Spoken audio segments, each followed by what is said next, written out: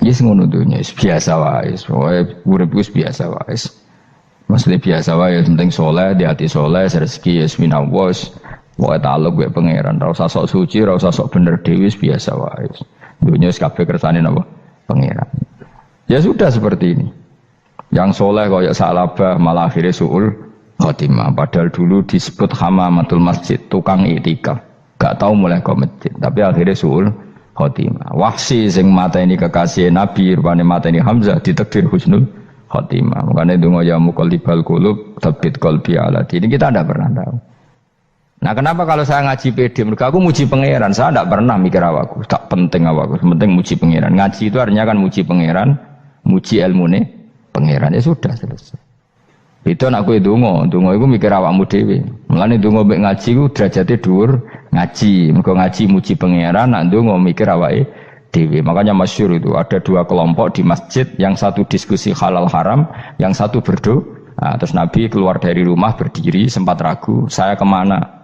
Terus akhirnya Nabi ngendikan mereka itu berdoa kalau Allah mengabulkan ya disembadani.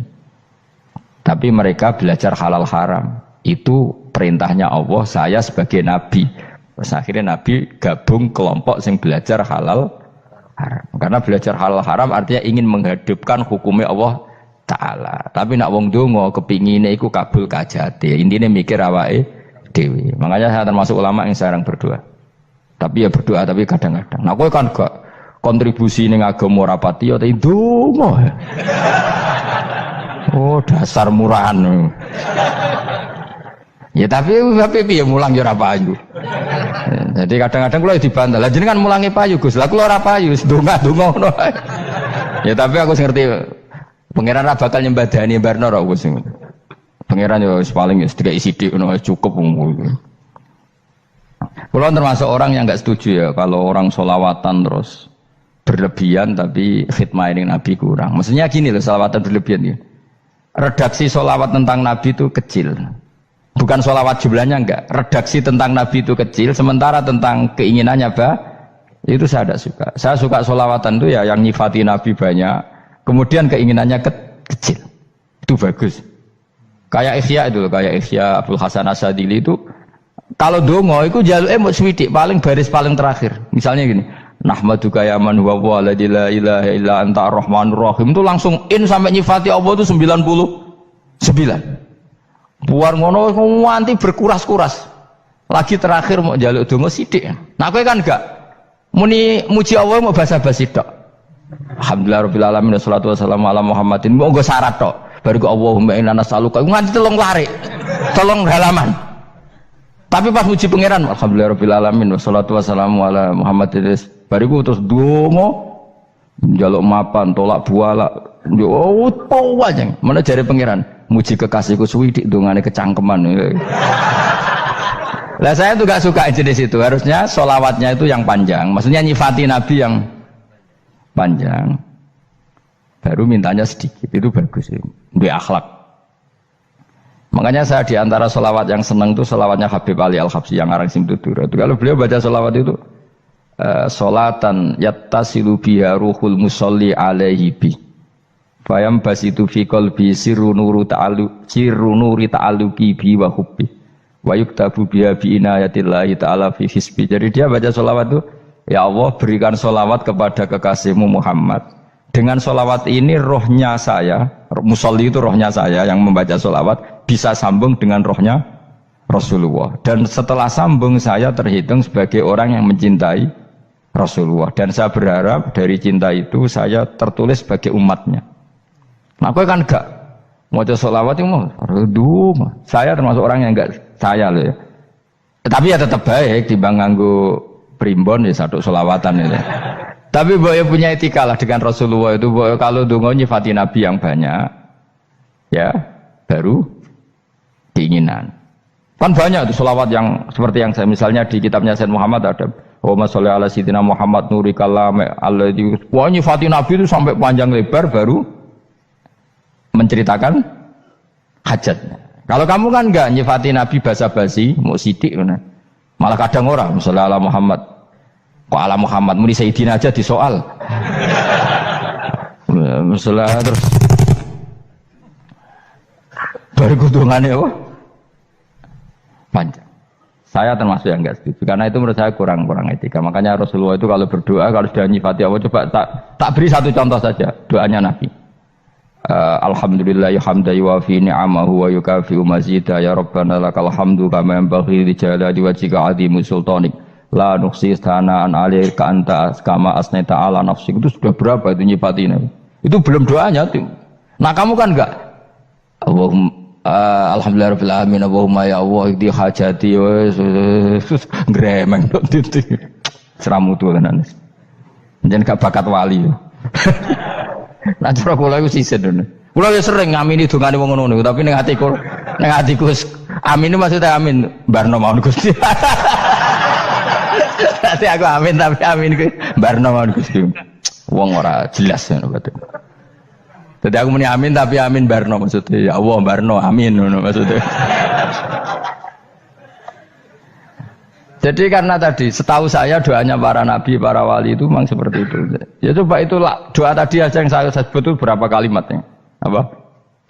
Alhamdulillah hamdan yuwafi ni'amahu wa yukafi'u mazida ya rabbana lakal hamdu kama yanbaghi li jalali wajhika 'azimi sultanik la nuqsi sana'an 'alaika anta kama asnaita 'ala.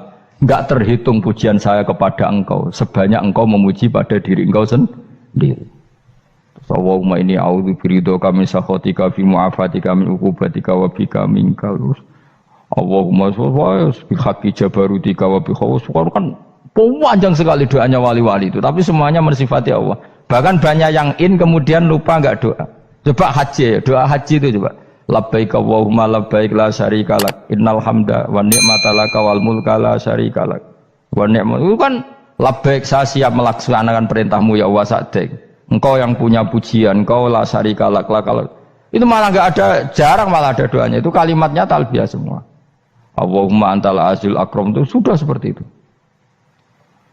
Karena tadi al mu'min yashghaluhu sana 'ala Allah min ayyakuna li nafsihi dzakiran. Mukmin sejati adalah sibuk memuja Allah sampai lupa jatah dirinya sendiri.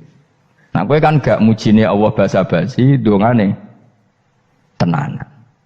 Itu jadi makhluk aneh, itu jadi hubungan mbek pangeran itu wong aneh. Ya tapi jan ra bakat wali ngono iku dadine ngono iku. Ya tok ngono kok mari wali kakean malah gak elit. Jadi tapi saya mohon itu di sholawat itu usahakan jumlah paling enggak jumlah sholawatnya banyak, doanya sedikit. Paling enggak misalnya kamu tidak punya kalimat yang apa baik ya mau sholawat ping 100 itu gak ada salah biar guling-gilingan apa kita menyebut kekasihnya Allah lebih banyak ketimbang kita menyebut hajat kita sendiri ya gitulah. Paling tidak punya etika seperti itu ya. Kalau kamu nggak punya segot-segot sing keren, bacalah sholawat berapa 100 terus cerita awam Gusti utang kula kathah mungkin raja wis roh.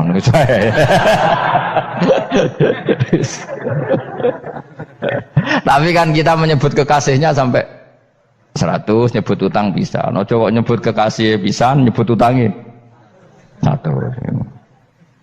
Berarti yang kemudian ditakoki pangeran, kowe nyebut kekasihku piro pisan, nyebut utang 100 dasar rayu utang nomor ya ada. Saya termasuk orang yang enggak setuju tadi. Jadi kalau redaksi sholawat cari yang mujinya Nabi lebih lebih banyak karena itu nanti lebih diridhoi Allah Taala. Coba Allah sendiri kalau nyebut nabinya itu hitung saja. Laqad ja'akum rasulun min anfusikum. Jadi rasulun min anfusikum, seorang rasul yang sejenis dengan kamu. Terus azizun, orangnya sangat terhormat. Alaihi ma'anitum, rasul ini siap menanggung apa yang kalian tidak mampu. Kowe ra bakat mlebu swarga barokah syafaate Nabi akhirnya mlebu swarga. Kowe ra kelar korban, Nabi tahu mengorbankan kita semua. Dokha Rasulullah bikabsaini, terus hada an ahli wa hada amman lam yudokhi min mati jenis alihima anitum. Nabi menanggung apa yang kalian berat. Azizun, Nabi itu ali, terus harisun alikum, Nabi sangat berkomitmen menyelamatkan kalian. Haris itu keinginan yang berlebihan itu jenis apa? Haris kiai kuno namanya ini ngungseng, keinginan yang over. Nabi itu sangat berkeinginan kita ini maslahat. Terus bil mukminina raufur, Allah yang super saja kalau nyebut nabinya nyifati sebanyak itu. Ada ayat lagi misalnya Rabbana wab'ats fihim rasulam minhum yatlu alaihim ayatika. Muhammad itu siapa? Seorang rasul yang membacakan ayat-ayat Allah. Wa yu'allimuhum, seorang rasul yang mengajari mereka alkitab wal hikmah. Wa yuzakkihim, seorang rasul yang membersihkan akhlak-akhlak kita. Jadi artinya Allah punya tradisi kalau nyifati rasul itu banyak. Juga nyifati orang-orang sekeliling rasul. Makanya menurut saya madhab Syiah itu enggak pas. Karena Allah kalau nyifati Rasulullah itu jika nyifati orang-orang di sekeliling Rasulullah, dan itu dengan pujian, yaitu Muhammadur Rasulullah walladzina ma'ahu asyidda walal kufar ruhama'u bainahum tarahum ruk'an sujada yabtaguna fadlan minallahi warid wa nasimahum fi wujuhim min atharis sujud. Itu kan panjang sekali, dan orang-orang sekeliling Muhammad adalah begini. Kayak apa Allah muji para ashabu Rasulillah? Masa kita ikut kelompok yang menghina ashabnya apa? Rasulillah. Makanya kita tetap madzhab ahli sunnah apa? Wal jamaah, yaitu mencintai semua sahabat. Karena Allah saja yang Tuhan mensifatinya dengan sehormat itu. Mensifati apa? Ashabu Rasulillah. Disifati orang-orang yang saling kasih sayang sama orang mukmin. Tarahum ruk'an, sujud dan komitmen hidupnya untuk rukuk dan sujud. Simahum fi wujuhim min asari sujud. Sudah asari sujud tidak usah diterjemah, nanti sensitif. Cuma setahu saya asar sujud itu nanti setelah di akhirat orang sering sujud itu jabahnya itu ada nurnya. Tapi kalau ada yang nafsirkan asari sujud itu warna tertentu ya semboy. Itu sensitif. Yang jelas asari sujud itu ya sudah seperti itu. Seneng kamu kok hasut. Kowe nyen provokator, nak ono apa ya? Ada hal yang begitu terus mau berlebihan. Uteke ya khisimun. Nah, kalau ada kepentingan, pokoknya ayat si mahum fi wujuhim min athari sujud, bahwa dalam jabahnya itu ada asaris sujud. Itu masyhur kan, saya terangkan ya, tapi jauh sensitif loh, biasa wae. Suatu saat Rasulullah itu ngendikan begini, nanti saya kata Nabi akan nyafaati kalian semua. Sahabat-sahabat tanya, ya Rasulullah dengan sekian miliar orang, bagaimana kamu mengenali kita? Saya ulang lagi, suatu saat saya nanti akan nyafaati kalian, karena saya kenal kalian. Maksudnya di akhirat. Ya Allah, di akhirat. Terus sahabat tanya, ya Rasulullah, bagaimana engkau mengenali kita, sementara nanti di akhirat bermiliar-miliar orang gitu. Terus Nabi ngendikan gini, jika kamu punya unta dengan tanda tertentu, saya ulang lagi, jika kamu punya unta punya tanda tertentu, dalam jidatnya ada begini, dalam tangannya ada gini, dalam kakinya ada gini, maka apa kamu bisa membedakan untamu dengan unta orang lain? Ya bisa ya Rasulullah, karena unta kita khas. Misalnya kaki depannya ada putihnya, kaki belakangnya ada putihnya, dalam baduknya ada putihnya. Terus kata Nabi, inna ummati yud'auna yaumal qiyamati hurran muhajjalin min asaril wudu. Nanti umatku nanti wajahnya juga bersinar, tangan kakinya juga bersinar. Jadi asar itu saya pastikan secara riwayat itu akhirat, maksudnya tentang akhirat. Tapi bahwa yang di dunia ada yang memulai asar itu nggih monggo mawon. Loh itu bagus kan, artinya ekspresi percepatan. Tidak apa-apa loh, daripada kok kowe ora jelas ini gitu. Maksudnya ya orang ngetok kowe pancen jarang sujud tenan. Wis ora usah sensitif, tapi yang jelas ya nanti. Ya soben kiamat ruang samu. Nanti hisab itu nanti kalau hitung hanya sekitar 3 jam. Hisabnya sak dunia itu hanya sekitar, karena malaikat itu tidak kesulitan sama sekali. Tak warai ya, ini nggak akan salah saya dalam hal ini karena riwayatnya sahihah. Kenapa hisab itu hanya butuh rubu'un nahar, 1/4 dari siang enggak? Anggap saja siang itu 6 jam atau 12 jam, itu aja terserah. Kalau 12 paruhnya kan 6 ya. Seperti 1/4-nya berarti 3. Itu gini. Jadi nanti di mahsyar itu kan yauma tabyaddu wujuh wa taswaddu wujuh. Yaudah yang kafir itu kelap, hilang. Wajahnya, tubuhnya semuanya gelap. Yang mukmin itu semuanya terang. Jadi sudah yang tabyaddu wujuh wa taswaddu wujuh otomatis terus nyingkap. Terus pergerakannya itu delala yang tabyaddu wujuh itu ke kanan, yang taswaddu wujuh ke kiri. Maka kamu jangan punya sinar yang kelap-kelip, nanti kena bego yang karena nggak jelas tadi. Maka kamu harus sinarnya yang sejelas-jelasnya. Ghurran muhajjalin min asaril. Bila perlu nur kamu sampai menembus langit saat itu. Makanya ketika orang mukmin sudah nurnya ada di muka, ada di tangan, masih ngendikan Rabbana atmim lana nurona, karena takut masih kena bigo tadi. Karena kalau hanya wudhu tok, sikil tok kan, bayangkan di miliaran orang kan bisa agak kelihatan. Tapi kalau nurnya sampai nembus langit kan, itu siapa kok nurnya sampai, kan malaikat langsung tahu. Lane hafal Quran, alim kan insya Allah nurnya itu. Sama zaman itu masih berdoa, Rabbana atmim lana, sempurnakan nur kami. Karena nanti identifikasi malaikat berdasar tadi, kalau ada nur berarti diletakkan ashabal yamin, kalau nggak ada nur ashabal shimal. Nah malaikat yang dibawa bigo itu kira-kira detail nggak? Dugaan saya kalau kelap-kelip pasti kena shimal. Wah ini partai kiri mesti kan. Pemenang yang wudhunya mau dulet sirah tok sidik. Karena anak madzhab Syafi'i. Sebetulnya meskipun itu sebaiknya kalau basuh sirah itu kabeh ben ora kelip mana aneh pepesan terus dulat-dulit tok. Iku soben ya itu kelip. Ya sudah ya. Setelah itu kata ngendikane pangeran yu'raful mujrimuna bisimahum fayukhadu bin nawasi wal aqdam. Orang-orang pendosa kelihatan maka diletakkan di kiri. Nah sama yang orang-orang baik simahum fi wujuhihim Menasari. Jadi ayat itu jelas tentang akhirat. Tapi kira usah terus merovokasi. Seneng kamu kok ya khisimun. Maksudnya provokator. Gitu.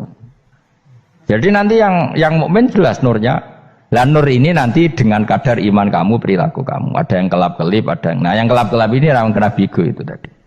Nanti setelah kena bigo ikut ashabis simal, yang kelap-kelip disortir lagi malaikat yang bagian detail kan ada nanti. Nah ini terus ditubir neraka, yang kafir benar-benar neraka, yang ini ditubir neraka. Nah, itu nanti ini yang ngel-ngelo Kanjeng Nabi digoleki ya ini itu. Mana sakit Kanjeng Nabi, mana ono kiai soleh darani, nek iso soleh dhewe sakit Nabi mergo terus goleki endi umatku sing kelep-kelip terus dicari disyafaati. Ya imma langsung dituruti Allah wa imma diumbasik ning neraka. Ya terserah rencanamu piye kon aku. Tapi yang jelas apa? Kiamat itu cepat sekali karena tadi ada identifikasi tadi. Makanya hanya cukup 3 jam karena tadi yang jelek kelihatan jelek, yang baik kelihatan baik. Makanya cepat. Ya araful mujrimuna bisimahum, orang pendosa dikenali lewat alamatnya yaitu taswaddu apa? Wujuh. Kalau orang baik dikenali lewat tabyadu wujuh. Nah, terus setelah nyingkir, ini ngono tak warai kiamat. Setelah nyingkir itu faduri babenahum bisuril lahu bab. Setelah tersingkir tadi terus lalu ada pintu penghalang, pintu pemisah. Nah pintu pemisah tadi yang sisi kanan langsung jadi surga, yang sisi kiri jadi neraka. Itu disebut faduriba bainahum bisuril lahu bab batinu fi rahmatu wa dhahiruhu min qibalihil adzab. Yang pintu arah kanan otomatis wilayah surga, yang pintu kiri otomatis wilayah neraka. Nah problemnya ketika penutupan pintu itu dah yang kelap-kelip itu katut kemana ini yang makanya kamu jangan malok partai yang apa kelap-kelip yang nggak jelas itu koalisi kemana ya? Kalau partai besar kan iso nyalon presiden, partai kecil ini kan ikut mana ini kan sing sak ngisore 1%, 2% ini kan repot. Loh coba misalnya nur kamu 2%, berarti gelap kamu kan 98%. Kira-kira malaikat mengkategorikan kemana coba? Ayo jawab. Gelap. Loh kode semangat Pak. Padahal itu bagian dari kamu. Kalau satu tubuh itu sinarnya hanya 2%, kira-kira kategorinya itu partai gelap, partai terang. Kode semangat kok itu. Berarti kegaruk kemana? Kiri. Tapi bisa saja malaikat cara berpikir gini. Tapi kok ada cahayanya ya? Padahal kata Allah yang bercahaya ashabul yamin. Kan nggak ada bilang cahaya terang. Bisa saja malaikat alhamdulillah berpikir begitu. Ya nanti kita rayu saja supaya berpikir ini kan yang penting ada cahaya. Kan Allah tidak bilang terang apa kelap-kelip. Ya mungkin saja asal ada cahaya dikategorikan lahu nur, punya apa? Nur. Tapi yang jelas saat itu pun yang sudah punya cahaya masih berdoa Rabbana atsmim lana nurona. Ya Allah saya mohon sekali nur-nur kami sempurnakan. Jadi ini saya bantu teman-teman yang hafid-hafid supaya tahu maknanya ya. Dan yang nggak hafid ya dengar ya. Kalau nur itu penting. Makanya Nabi itu kayak apa? Nabi itu orang super. Itu kalau ngendikan wa maj'al min fawqi nuran wa min tahti nuran wa an yamini nuran wa an simali nuran, sampai terakhir Nabi masih mendoa untuk dirinya waj'al li nuran, dan semua tubuh saya jadi nur. Jadi Nabi sudah gitu kan, ya Allah jadikan sisi depanku nur, belakang kami nur, kanan nur, kiri nur, terakhir itu apa? Waj'alni nuran, dan doa semoga semua tubuh saya jadi nur. Itu termasuk doa yang sering saya baca. Karena saya takut kelap-kelip tadi, ini bahaya ini kalau malaikat. Saya tidak tahu cara berpikir malaikat tadi. Apa ngitung 98% maka dikategorikan apa? Gelap. Apa dihitung nurnya saja? Wong instruksinya Allah kan yang ada nur ashabul yamin. Meskipun kelap-kelip kan punya nur. Saya tidak tahu nanti ikut 2% ikut mana kalau di partai koalisi itu. Ya, ikut yang menang biasanya, ikut yang apa? Ya paham ya, makanya saya mohon kalau wudhu itu usahakan sempurna, terutama wudhu sholat. Kalau nggak wudhu sholat itu sebaiknya nggak sempurna, supaya ada bedanya wudhu sholat sama wudhu tidak sholat. Rasulullah itu masyhur gitu ya. Rasulullah itu kadang tawaddu'a wudhu'an khafifan, wudhu yang sederhana, yaitu hanya sekali-sekali dan tidak sempurna. Ketika ditanya as-sholat ya Rasulullah, tidak. Misalnya saya habis makan, mau tidur, biasanya ya wudhu, tapi tentu tidak perlu sesempurna kayak wudhu sholat, biar ada bedanya. Rasulullah juga gitu, beberapa kali beliau wudhu tapi tidak sesempurna wudhunya untuk sholat. Masyhur itu di riwayat tawaddu'a wudhu'an khafifan duna wudhu'ihi lis sholat. Tapi kalau wudhu untuk sholat asbaghal wudhu, menyempurnakan wudhu. Jadi supaya ada bedanya wudhu sholat dan wudhu tidak sholat. Saya gak wong sore ngaji podo kabeh. Abu Bakar ya gitu. Ana wong poso sunat kok nyediakno buka dimarahin.